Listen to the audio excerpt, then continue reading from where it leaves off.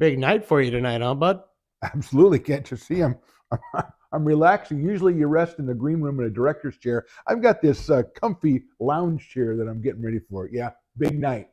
Yeah, the great one's in, huh? Jerry Reynolds, how lucky am I to start an endeavor? And it doesn't matter what you're starting here in Northern California. If you're opening a pizza parlor, it doesn't matter what you're doing starting a talk show. You got to get Jerry Reynolds there. And I'm very fortunate that he decided to stop by. You nervous? Well, a little bit. It's the first show, man. Come on. Are you kidding me? Aren't you nervous? This is the first show, the Phantom Talk Show on the Stones Radio Networks. The only thing I'm nervous about is being on time. I think it's time to go, bud. All right, I got to get out of here. Oh, man.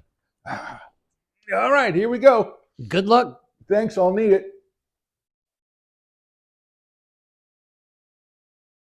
Right here, I think. Oh, yeah.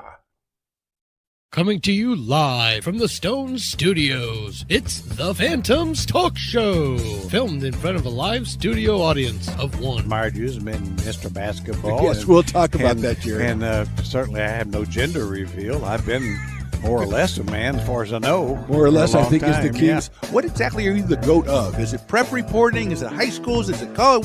What are you? You're definitely the GOAT. But what of? What's too far for Mom to drive? No. And I want to get outside because I had one of those who goes, I think Fullerton's far enough away that Mom can't come on a Thursday. A bar, restaurant, whatever it may be, something to find. I like how you go lessons or working at a bar. It's one or the other. Yeah. It's one or the other. Like, really didn't pay much attention to me, so I thought, well, maybe I can make Tom laugh, and maybe I'll get on the country show.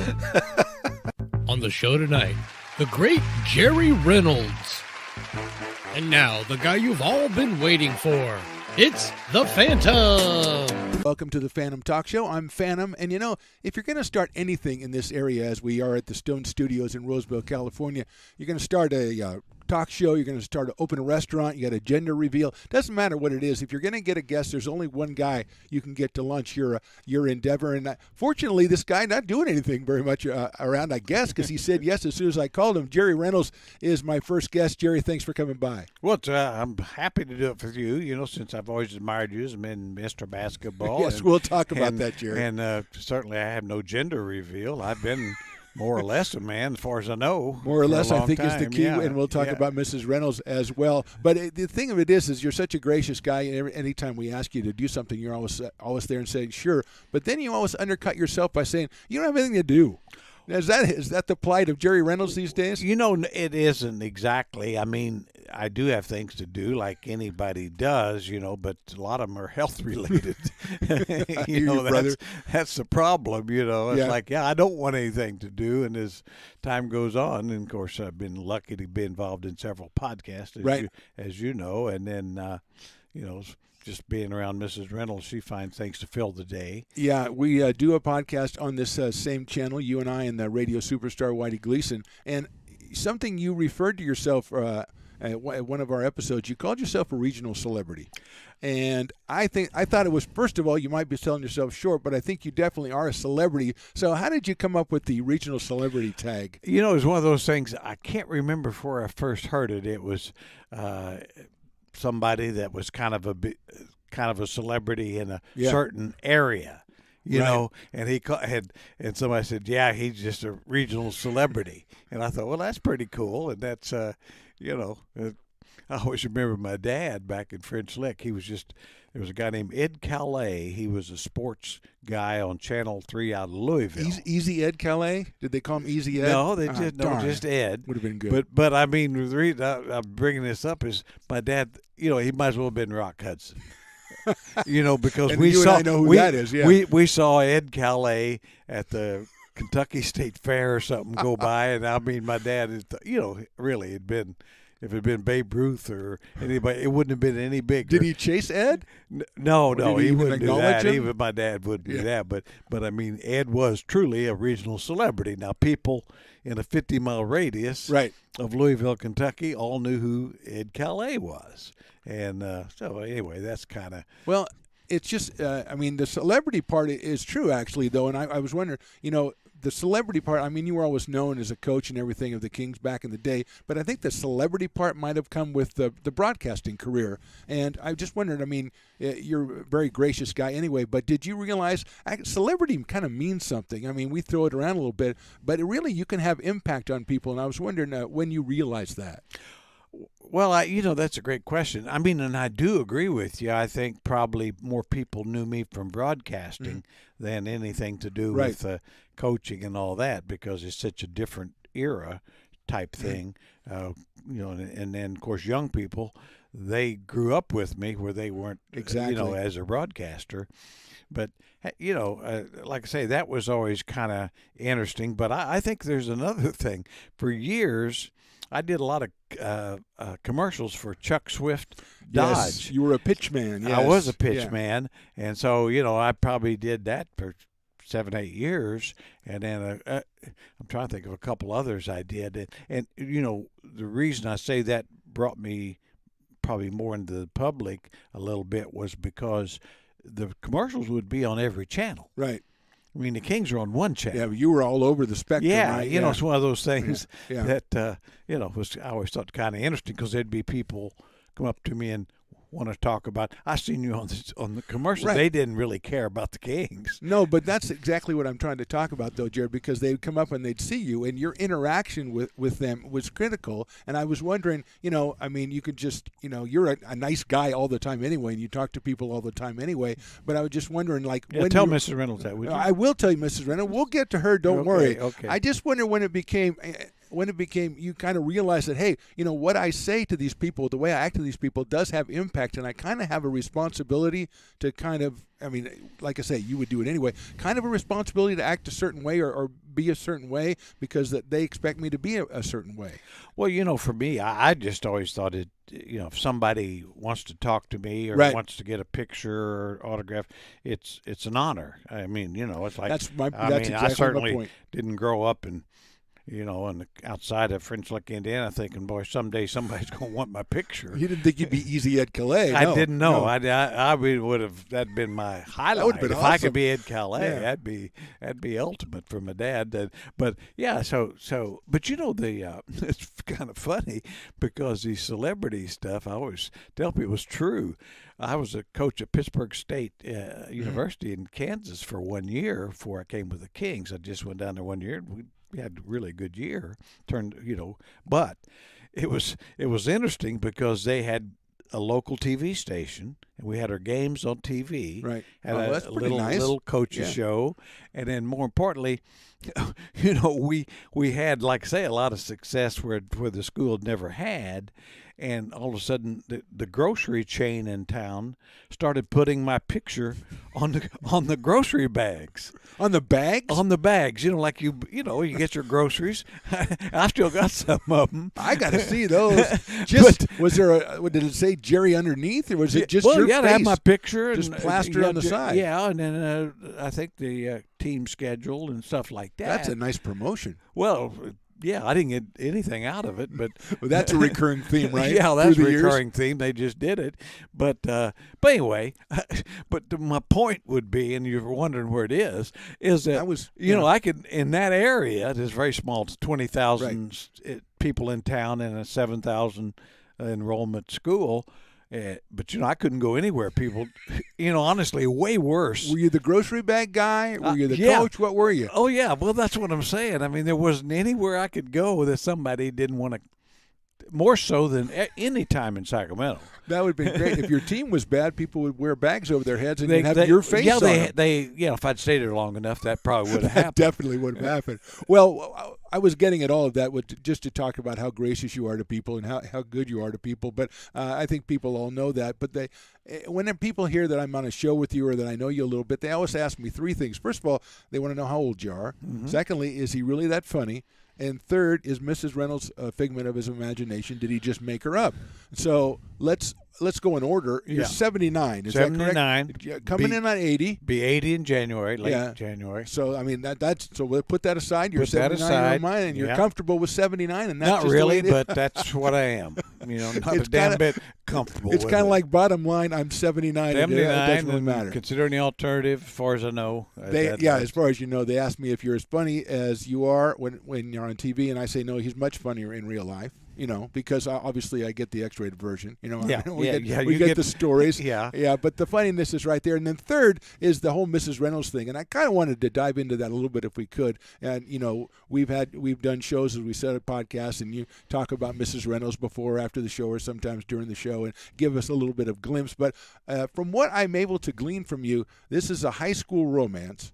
And we have to go back all the way to French Lick, Indiana, right? No, but not in French Lick, Indiana. It's college. It started. Oh, it's college. Okay, Yep. so now, so you were you were both at the same college? Well, there is a story there. I thought there was a little conflict somewhere. I was an assistant coach my first year at Vincennes, and Mrs. Reynolds was a student. There we go. Obviously, Okay, that's frowned upon but I was 22 years old, and she was 21, and she'd laid out of school and worked a couple of years.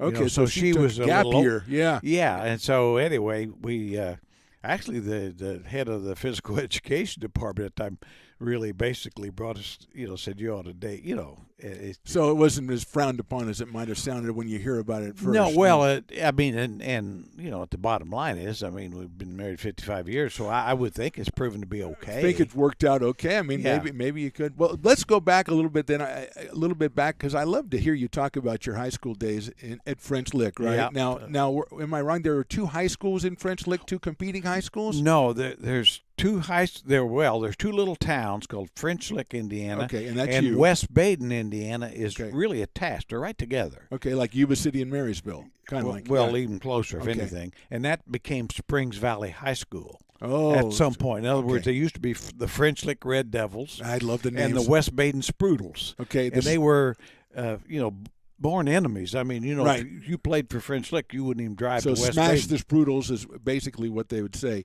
And you were when you went to French Lick, it had not conglomerated into one school. It was not till my actually my 8th grade. That's when they consolidated, and so until then, French Lick Red Devils, and they were in the West Baden Sprudels. And like I say, there is a sign that says you're leaving French Lick, and the sign you're entering West Baden, right together.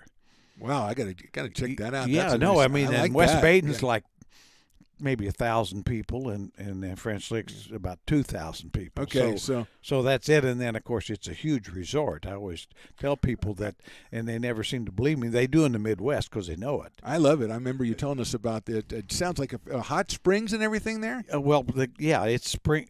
It became famous for Pluto water, which is if nature won't, Pluto will. It's a natural laxative.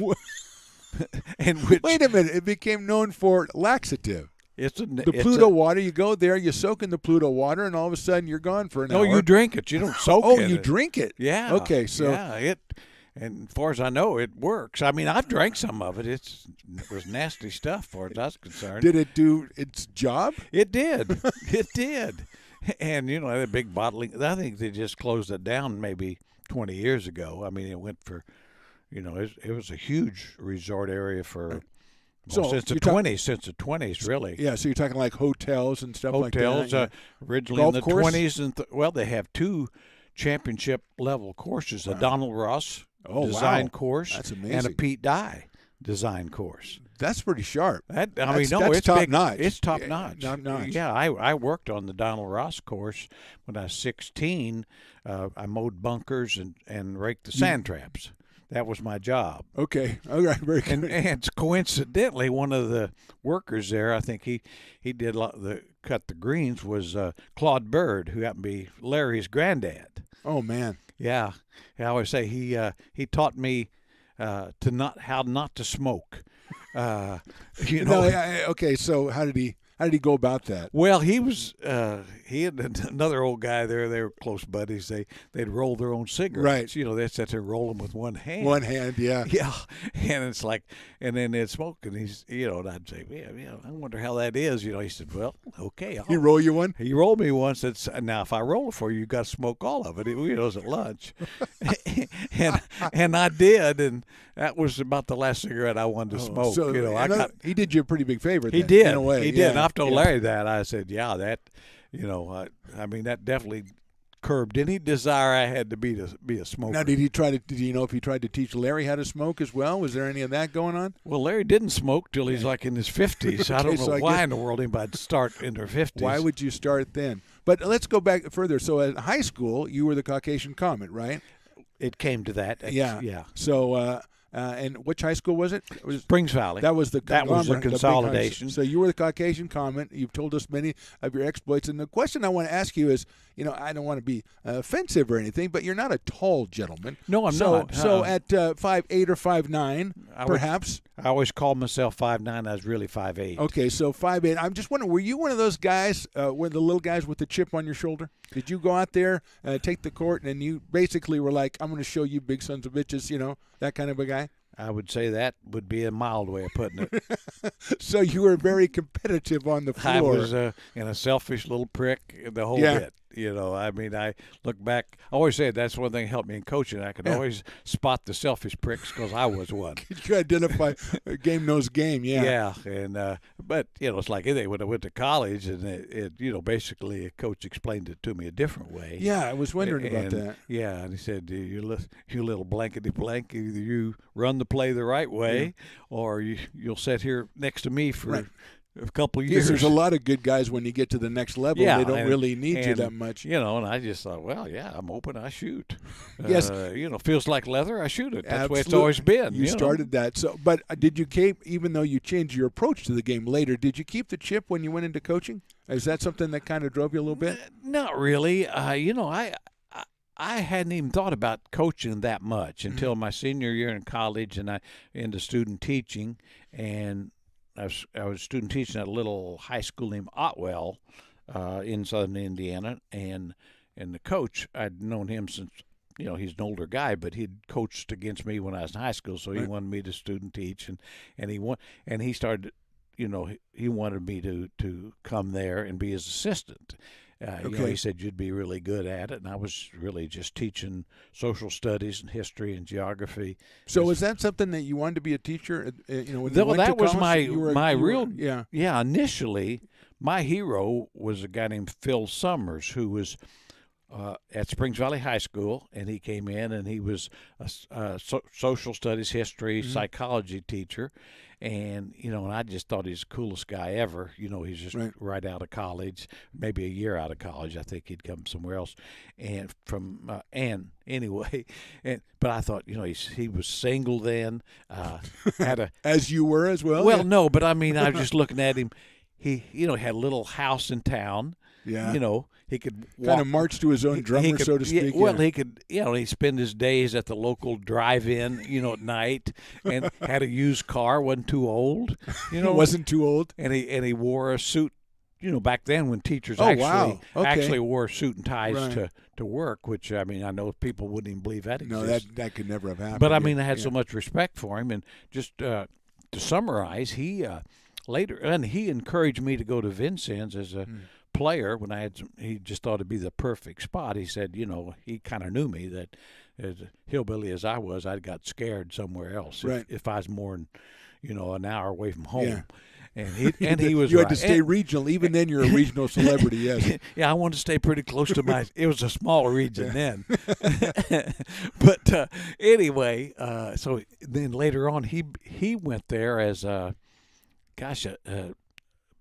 financial aid director, and then later become the president of the university. Oh, so he's kind of on the upward swing too. Oh, yeah. He picked a good one. Well, when I think about he wasn't president when I left there, but I always know, you know, I'd back. I was lucky enough to get some different awards, and so he, you know, he was always very helpful to, you know, give me credit where, maybe it's deserved or not. Is that one of your Hall of Fames? No, I know you're in several Hall of Fames. Yeah.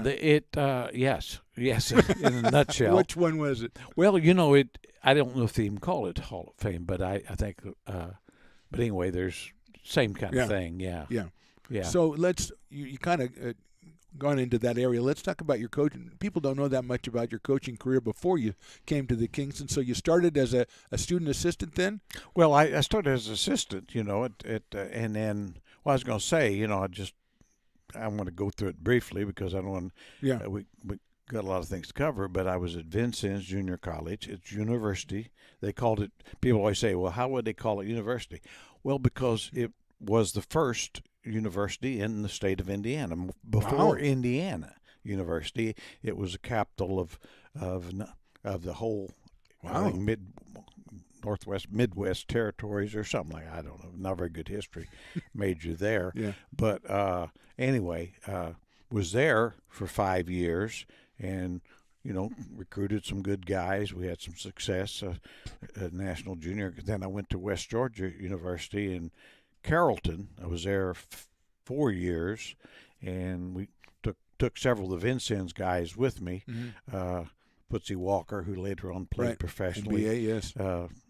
Tommy Terrific Turner was drafted. I had 3 guys that were drafted from Vincennes that I took with me, and of course, really the best one, Bob McAdoo, went to North Carolina. One of the best ones of any class, of any player, anywhere. Great. And then really from there, I went to Rockhurst College, now Rockhurst University, because Cotton Fitzsimmons, who was Atlanta Hawks coach, thought it'd be a good move for me. He said because he knew the Kings practiced there all the time at the Rockhurst. At Rockhurst. And he knew I had a real interest in the pros. I didn't anticipate what happened, but he said, that'd be a great spot for you. You can go there. So they haven't had a winning year in 13 years, and so it'll be hard for you to screw it up. Yeah, and the floor is right there. Yeah. And so I thought, well, I did because that was something really intrigued me.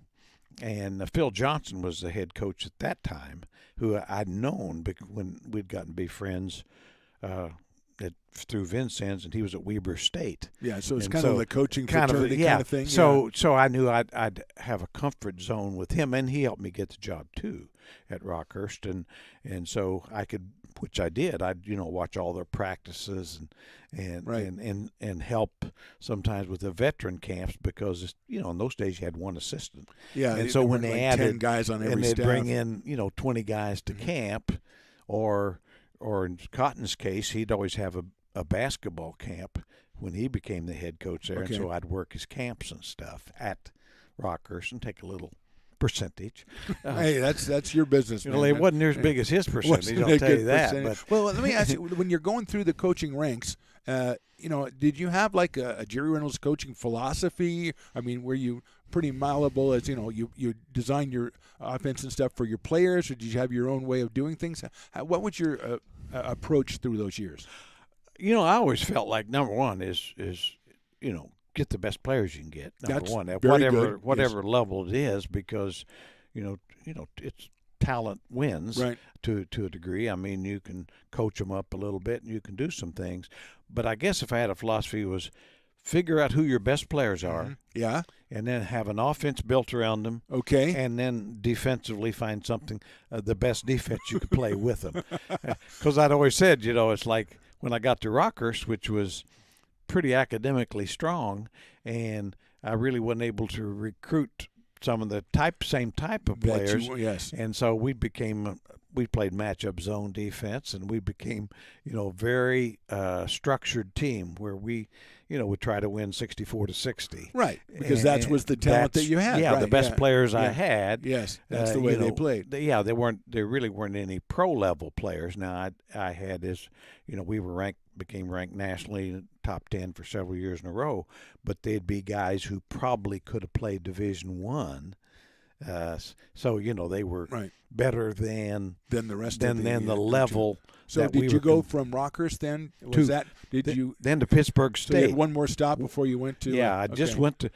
Reason I left Rockhurst is because the Kings quit practicing there.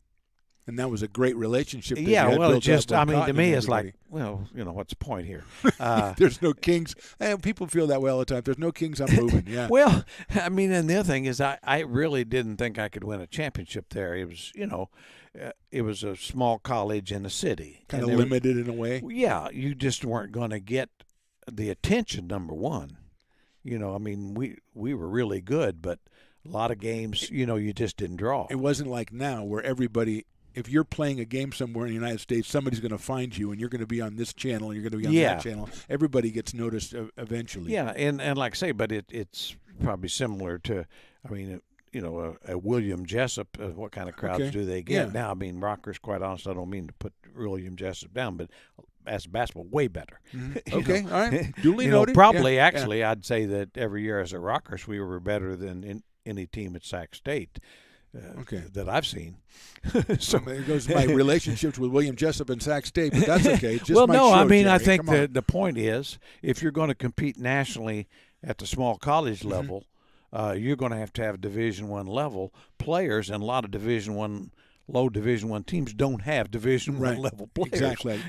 The bounce back players, so to speak. You see and that that's what I'd get. I'd always recruit the heck out of guys in the Kansas City area that were top players that, I knew I couldn't get them. Yeah. And they'd go to Missouri, Creighton, St. Louis U, Kansas, and then if they didn't play, since I'd had a good relationship with them, I'd say, Come on back. We love you, and you showed them the love before. Showed them the love, they knew it was and there. they showed me some love by winning games. And you understood the numbers game, which is no matter how good they are, once you get up to Missouri or Creighton, there's a lot of those guys there, and there's only 5 spots on the floor, and a lot of them are going to get dissatisfied, and you were right there in case they did. Yeah, it's just like the pros. You bring in all these guys; they're all terrific players, and they've been stars through high school, college, and they get to the NBA, and some are good enough to play, some aren't. Some are not. Yeah. Some are G League. Yeah. And so you have the relationship with the Kings from Rockhurst, then you go to Pittsburgh State. Yeah. And then how did you make the end around then and get back to the Kings? Well, basically it's Phil Johnson, because I'd always had a good relationship with him when he was a Kings coach, and then even stayed in touch with him after he was let go. And in fact, because I'd talked to him periodically and stuff, and that he came in the year I left to go to Pittsburgh State. He came back as Kings coach, I think, a second time. Yeah, all right. He'd been a Kings coach earlier in the early 70s. He'd been, in fact, his NBA Coach of the Year one year when Tiny Archibald and Jimmy Walker. That'll help, yeah. Jimmy Walker. So anyway, he just – I always remembered because he'd always told me, he said, if I could ever get in a position to where I could hire a second assistant, he said, I'd like to hire you. Well, people find that hard to believe. In those days, yeah. Yeah. And so basically that's what happened. He took the job, and they said, okay, you can hire another guy. They want somebody to do advanced scouting as well as work with the team, scout colleges, and in other words, something they'd have 4 guys doing now. Yeah, you break were doing down it all. and break down tape and stuff like that. And I did all that, and I like I say, learned about 5 years of experience in one. But the real story there was the money.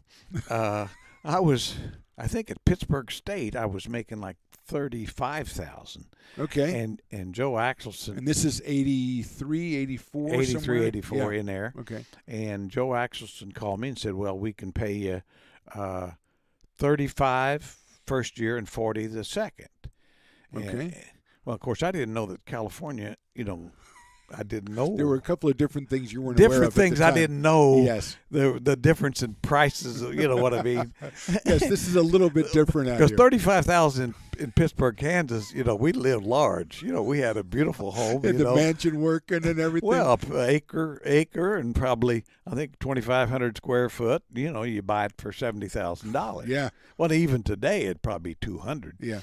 Anyway. But that's not what happened when you get to California. Yeah, so when I got to California, and this, anyway, but I negotiated. This was typical of my negotiations. Yeah. I told Joe, well, that's $75,000 for 2 years. Can I have $37,000 the first year and $38,000 the second?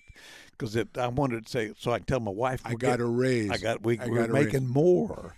to go to California. So that's what we did, and so yeah, then like I say, got to California and looked and a little bit different, and got a house. And I always remember my wife saying, "Now, is this a step up? She wasn't quite sure.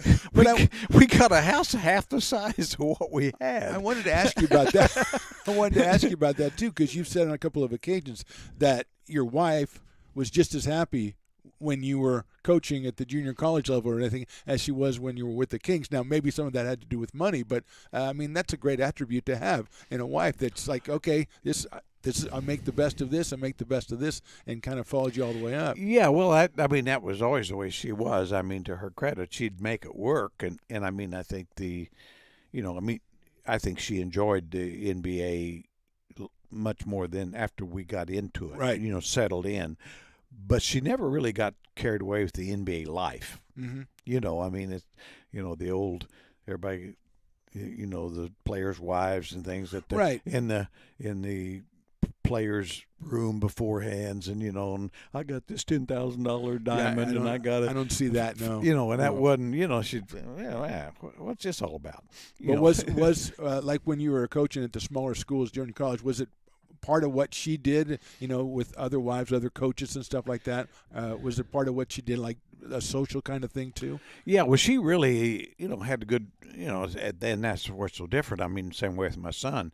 He really enjoyed the college scene better than the NBA because, the players really, treat him different. Yeah, I mean, absolutely, I mean, it's like he was kind of part of the team, and then my wife, was for the girlfriends or some wives. Yes. I mean, she could, basically have great relationships with them and help them, just like a college coach, where you had really more impact on the players. Yeah. Where you really felt like you could impact their lives. You got them earlier on, and help them. They Right. needed more help. Yeah, and absolutely. the pros, there's no they're adults, and they've got their wives and families and agents, and they're a whole entourage around And I them, think yeah. that was the thing that certainly I figured out quick enough, but I think took my son and wife a little while to say, they don't really. No, it's not the same as it was in the old days, Dad. I mean, basically, it's like whoever I wasn't playing, they will get okay. Their girlfriend and wife weren't really cheerful about it. Let's put it that way. That's a perfect window into what I want to talk about. But before I get to that, I just want to say, you referenced it earlier. I've been living off you calling me Mr. Basketball once 15 years ago for the rest of for 15 years, and I just want to make sure you don't want to rescind that or anything. Am I still worthy of the label? I think you are. Now, my people I deal with. I mean, you're talking about Whitey and and Deuce Mason, and so it's kind an of eclectic group. Grant. I mean, it's like so. Did they say anything about my Mr. Basketball? Well, or are they I think down? there's a little jealousy there, but I can understand that. I think but it's also true. I think they know. I think they realize deep down that I earned it. Okay, thank you, Jer. I wanted to talk a little bit about your time with the Kings. Obviously, just some of the stories that you've told us over the past years are fantastic, but you gave me a good start to that. Your wife actually got involved, from what you told us. She was not happy with who you were playing at center for a time. Do you remember the story you told us? With Mr. Thompson? Well, yeah, I mean, it really didn't have a lot to do with who I was playing, right? But I had a little episode, I think it was in Utah after a game, where LaSalle really came up to and was really upset about not playing more, because we were trying to play Joe Klein since he had been drafted there. Of course, LaSalle had been too earlier, say highly, right? And like say, LaSalle was upset, and all. And anyway, and I remember calling my wife and saying, I can't believe LaSalle, was really upset. And I remember her saying kind of like, well, if he's upset, then you're wrong, because he's such a good guy. He's a really good guy. And of course he was and is. Tank is just as good a guy as you'll ever find. And he was right. He wasn't playing enough. He was right. He should have been playing more. He was a much better player than Joe. Not that you're talking about Kareem Abdul-Jabbar either way here. No, but as fans, we loved LaSalle back in the day. The original Kings of the day. But your wife, obviously, kind of a microcosm there of what made it work, because all she needed to do was hear you talk one time, and she just set you straight right away. Yeah, I was going to say, she had a pretty good feel of those things, and of course, like I say, not just been married so long, but I worked for her for a while, and oh, okay. Yeah, she had a landscaping service back in Kansas City and fired me twice. What was the first problem? Well, I started trying to tell her how we ought to do things. You? Oh, no. I did. Women, she said, well, I'm the boss, so you're fired. And then you got your way back? Well, I reminded her. I said, how can you fire somebody who sleeps with you? Hey, we don't need well, we need to call HR. Where was HR on this? Yeah, well, there's a small it wasn't that big a company. And then she got fired the second time, hopefully because you were going off to do something different. Yeah, I think where I just couldn't show up and do the work.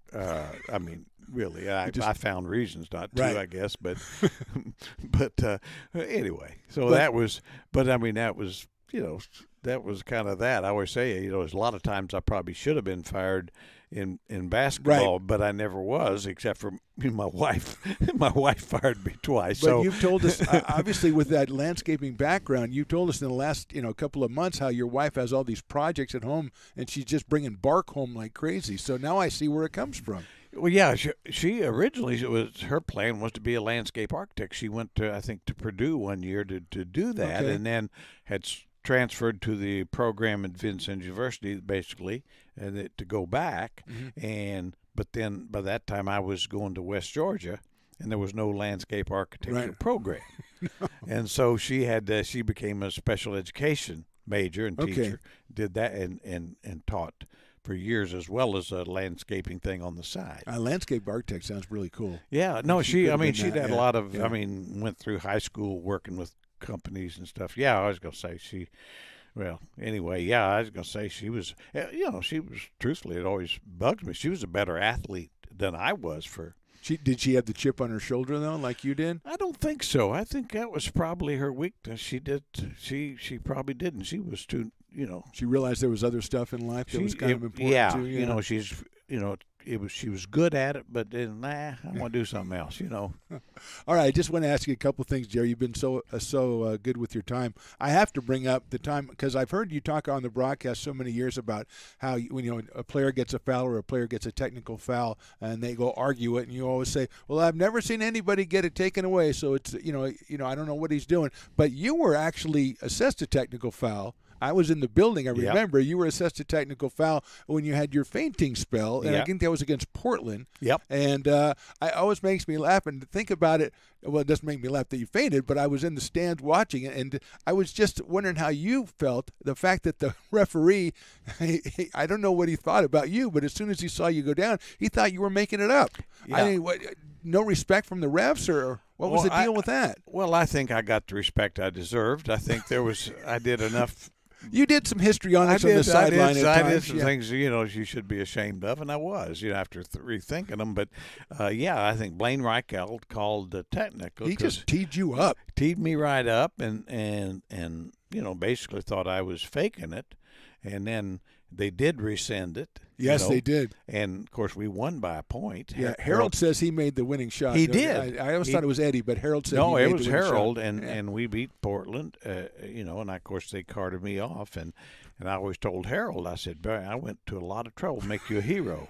Yeah. I said, you weren't back on the bench at that time, or did you make it back? No, they took me to hospital. So they just won without you then. Yeah. So did you think, there goes the job security. They're pulling out wins without me. Yeah. Well, they just pulled that one out, and I was there most of the time. But the next night, I think I missed the next game in Utah, and we didn't win. But yeah, that was kind of interesting because it got a lot of national attention, and because of the fainting. A lot of people faint, but they don't faint. Not in front of 17,000 in the building or 10,000 in the building. And national audience, which became, a scene and, that sort of thing. And, a lot of people thought I had heart problems. Sure. I mean, it's concerning. Obviously, we tease about it, but it was concerning. Obviously. Well, I kind of knew I didn't when I came to. Okay, doctor. But I mean, I didn't. But I also, I knew there was issues because, I remember the trainer talking about how red my face was and all that. And of course, I've always told this story. And it's true, that when I first came to, I don't know how long I've been out, but Billy Jones, the trainer, was getting ready to give me mouth-to-mouth resuscitation, and I told it's a bad story. You can't. I told him, I said, "Don't you put those lips on me, man." Is that why your face was so red? Well, it reddened up. I don't know how, but I had enough sense. So I had enough strength in my body to say, I'm not gonna. Subconsciously, you knew what was happening. So you got a referee that throws a T on you right away, and then you got Bill Jones wants to lock lips. That was a tough night for you. They got to win, though. I don't know how long I was out, really. I've had people tell me I was, might have been 10, 15, 20. I don't know. Yeah, it was. But all thing I know was I remember getting real dizzy and knowing I needed to sit down. Right. And then the next thing I remember was Jonesy getting ready to lip lock me. That's a tough night. Yeah, that's a tough night. But like you say, you got the win. Well, there's a couple other guys that you've told us about over the course of the show. We do the old-fashioned 3 right here on Stones Radio Networks, and I'm going to bring up a couple of names. One of them was, I think, the impetus for one of your best pieces of advice, if I have this right. Greg Kite was a guy who did something you didn't particularly care for, and you kind of set him straight. Well, Greg's one of those guys, played on the championship team with the Celtics, but obviously a very limited role player and could do a couple things well. He would defensive rebound quite well, big, and set great screens. He sets Sabonis-like screens. Right. As big a shooter, 7-footer, footer, probably 270. Yeah. Strong guys. Didn't want to mess with him for sure. But he wasn't a quality shooter of the ball. He did not stroke the rock. He did not have a great stroke. And as want would have it, we were playing the game, and we wanted certain things from Greg, because as you've delineated what they are, yes. Yes. And all of a sudden, Greg was open at 18 feet, and he shot it. Well, he didn't make it. No, he didn't. And pretty soon, next play or so, a minute or less, he had another open 18-footer, and he shot it again. He was open. Yeah. Yeah. And so I called a timeout, and I said, Greg, you know what you're doing? He said, well, I was open. I said, of course you are. That's their strategy. He figured if I'm open, I'm taking the shot. Yeah, well, and you'd like to believe that can work, but it couldn't, No. He just, he could have had 20 shots. He might have made 3.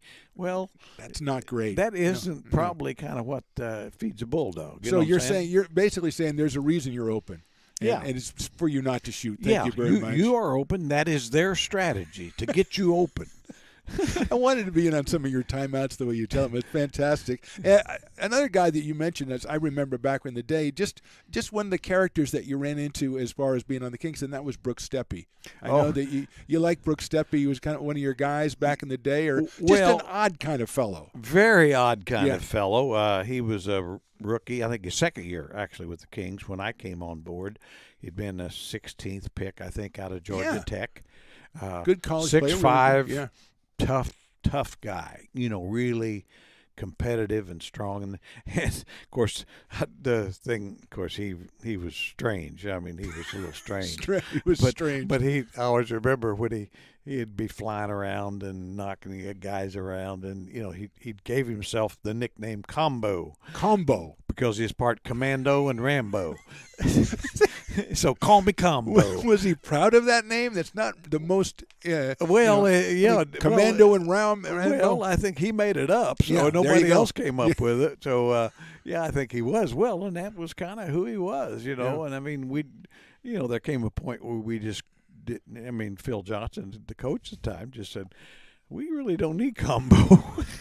We've got an excess of combos. He didn't give you enough on the floor to offset what he was distraction, so to speak. Yeah, and he probably was a good enough talent had he maybe been a little less, weird in some ways. Did you run into a lot of weird characters back in the 80s NBA, and maybe up until today? But it just seemed like maybe there were more characters back then. Well, I think probably there were because there wasn't as much money involved, and guys there weren't as many spots available, and there wasn't many options available, whether it's CBA at that time or very few guys played overseas. So, it's kind of a deal of we got out of college and we've got a few years to make it or not make it. Right. And so, I think it was a little different world in every way because, you flew commercial. You didn't have your own practice sites. Right. So you're getting 7-footers and you're folding them into the regular seats on a commercial flight. Well, of course, see, on that, I learned early on. I mean, I'm a slow learner, but I learned early on the pecking order because in the NBA at that time, veteran players, when you flew commercial, they had the option. Basically, they got to take whatever first-class seats there were. Okay. And so then rookies and all would have to take coach. Trying to fill in. Now, the difference is the rookies, they would get paid the difference, so a lot of them wanted to anyway. Oh, I see. So okay. I always remember Michael Jackson, you couldn't have made him fly first class. He was one of that difference. With that extra money. And, I mean, that's what, and then, of course, coaches flew coach. Now, was there a financial benefit to that as well? No. They were just coaches flying coach. It's in the title. You're flying coach. Coaches and trainers. Yeah. We'd get on and we'd move our butts right to the back, And I always said, in case you needed to realize the difference between college and pros, that was a good reminder. It's like, hi guys. I'll be back here. I'll see you in the back. Yeah, I'll be back here. Well, one story that you've told us in the past makes me. People don't understand sometimes that the front office, the owners, don't always understand the nuts and bolts of the entire NBA system. And you tell a story about a guy named Martin Nestle, a big man, kind of an extra big man back in the day, and the way that your team, you were coaching at the time, you were the head coach, and the way they had you employ Mr. Nestle was kind of, it kind of educated me on the fact of how much people didn't know. Yeah, it was one of those deals where, basically, it was the case of Martin Nestle had been a 7-footer, played at Duke, didn't play, but he was on Duke's roster. Duke's roster at 7 feet. And then, but Clippers kept him for a year, in hopes, as we'll. He's going to. You never know with a big man. Never know. Yeah, and in those days, you always had to have big people. That was really something you had to have. So, make a long story short, we had some injuries, and we were, getting near the end of the year. And you have to have so many on your roster. Minimum roster and number. You have to sign 10 days or whatever that. And so, it was in a pinch. It's like we got a game coming up. We don't have enough guys. So you just need a body. We need a body. Yeah. And it's something that you can say, well, he played for the Clipper. Right. That sort of thing. You weren't fooling yourself. No. He was available in 24 hours. Yeah. And we had a game in 24 hours. so we signed him to a 10-day. And, of course, he really didn't make a great contribution. Not a big difference. And we weren't expecting that. But I always remember Jim Thomas, the owner at that time, really didn't bother to call him about it. I just didn't think that it was important or I needed to get his approval. To add a guy in a 10-day. Right? Yeah. And but he was upset. Said you should have called me, and I should have. I would have. It's just like, come on. Yeah. You have to add a player. Yeah. Yeah. Right. And I mean, but then I would say the classic though was, okay, how many more games will we win with him? And I said, none. So he's mad at you for not calling, and now he wants to know what impact this guy's going to have. And in those days, too, the minimums were so low. I mean, I think he cost us $10,000, $12,000. Yeah. I mean, it's nothing. Hey, it's nothing. Yeah. Nobody care about it. But he's still worried about how many games it's going to. What's he going to do to my bottom line? Yeah. Right? How's he going to impact the team? Well, he's going to impact because you put a jersey on, and now we have enough guys to play the game. Yeah, and he can warm up and hopefully not hurt anybody. So, sometimes the guys at the top don't really know what happens with the guys on the floor. So, fantastic, Jared. One more thing, Larry Bird. Obviously, you're associated with Larry from French Lick and everything. You've told us many great stories, but now you were originally, and we talked about his grandfather already today, but wasn't it Larry's older brother that you originally were better friends with? Yeah, his oldest brother Mark was played a little. He was he was several years behind me, but I knew he was a very good player. Played college division, and then of course Larry was. I had a younger brother, Randy, who's since passed. That was in Larry's class. Okay. And so, and I mean, it's a small town. So, I always kind of knew who Larry was. We'd play in outdoor courts and Mark and other good players, and there'd be little Larry hanging around, and at that time, little Larry. Yeah, he was little Larry, and get out of here, don't bother the players.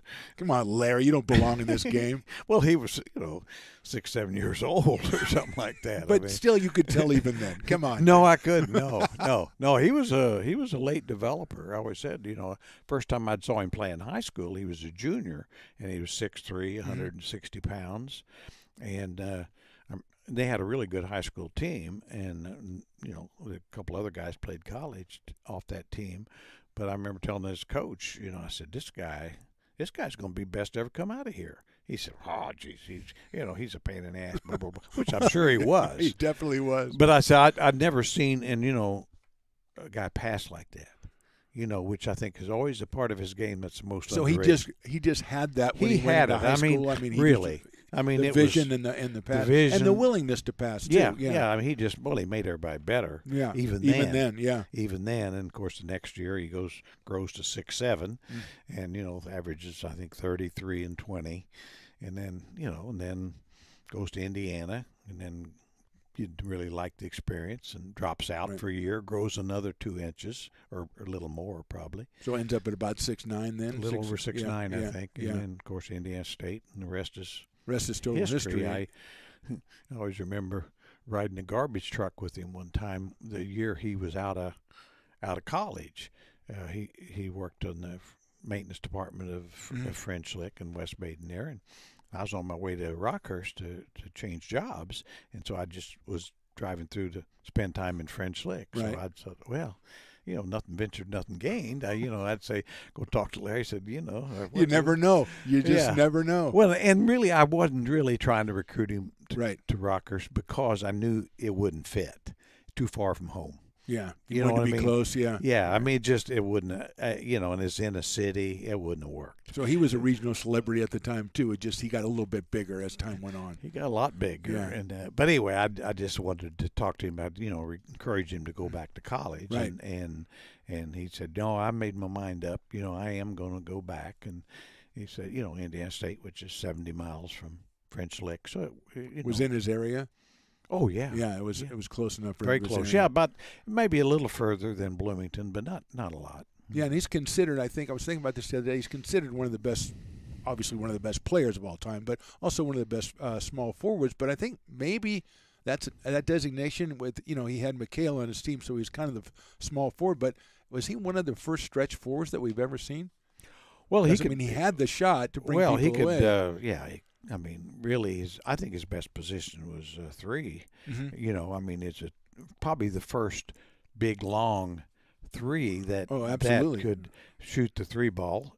Although in those days he didn't shoot a lot of it, but he was terrific. He was a 50, 40, 90 guy several times. You don't run across that many of those. Yeah, there's very few guys that have done 6'9", that. Certainly. But, and then, he rebounded like a power forward or better, and then he assisted like a point guard. I mean, really, I think that was, I always said, you watch highlights of Larry in his prime, and it's his passing that it's just way better than people realize.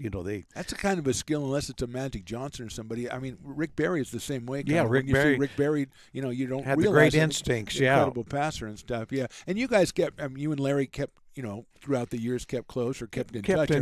But he also, as we prepare to wrap up here, he also didn't take it easy on you when he was playing against your team. He did not. And I know that's very surprising to people. That he kind of a French Lick buddy, Yeah, he had no real sympathy for another French Lickian, and managed to pound us any chance he got. And that's who he was. But he had always, I mean, he was a great trash talker, and he always knew how to bust your chops. I mean, I always like say about one of the last games I coached. We were playing the Celtics, and we were ahead at the half, and really it went down to the overtime, I think. Yeah. But Larry was having a bad first half, and I knew I said, I ain't going to look at the blankety blank or say nothing. You don't want to trash talk. No, you're not going to do that. I ain't saying nothing. No. And I told my assistant, the assistant, I the said, one you had, I said, right.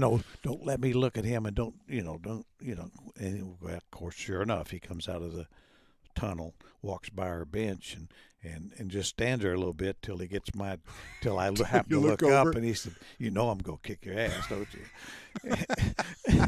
And I didn't say that, but I said, yeah, I know. I did.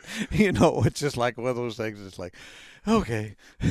Now, I know you told me once about how, he knew your plays so well that he made a prediction before the game started. Yeah, that was when I was in the front office, and Larry had been out the house the night before, and, we're having a hot toddy or two. Have a toddy or two. And really, Dick Mata was a coach, and Dick was really a very structured coach, really had plays that he ran all the time, loved them, but about everybody knew what they were. Everybody in the league, yeah. Now, at least coaches, but probably most players would get. But Larry told me, he said, "Well, I know this play. I don't know what to call it." He said, I know where you sit early. I know where you sit. Because I said at the end zone, and he said, when they run that play, I'm going to steal the damn ball.